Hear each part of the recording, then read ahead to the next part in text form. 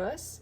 I'm Savannah, this is Mom, and today we're going to be doing some old-fashioned gingerbread cake for you, and let's get started.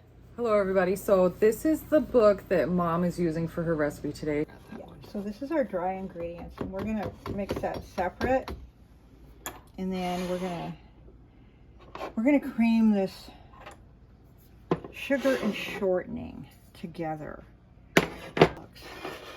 So as you can see here, we've already creamed our shortening and sugar, and now we're going to get the eggs mixed in it, and we'll be right back to show you. So we've mixed all of our wet ingredients, or most of our wet ingredients. We're going to put this molasses in here, and then we're going to start mixing in the dry ingredients. We also have a boiling water. A little at a time.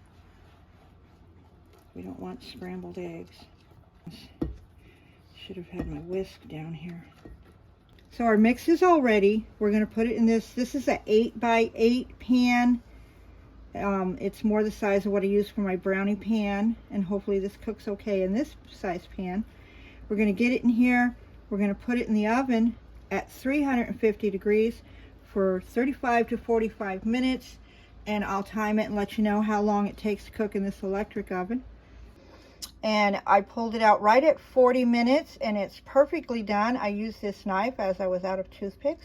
Came out beautiful. It smells nice. It's light and fluffy. We're going to put a little cream cheese frosting on it, and we'll come back and show you how we do that. Hi, we're back, and we're going to make some cream cheese frosting to put on this gingerbread cake. We've got 3 ounces of cream cheese, a tablespoon of softened butter, 1 teaspoon of vanilla, and 2 cups of confectionery sugar, aka powdered sugar, that we sifted. And we're gonna mix this up, and when it's creamy, then we're gonna add the confectioner sugar to it. All right, so our cake is done. We frosted it, and we're gonna try a piece over here. We've got a guest with us today, my son, Chris, and he's gonna be our taste tester for today. What do you think? Delectable. Is it passable? I would eat the whole thing. Okay. That's good to know. So we're gonna enjoy this gingerbread cake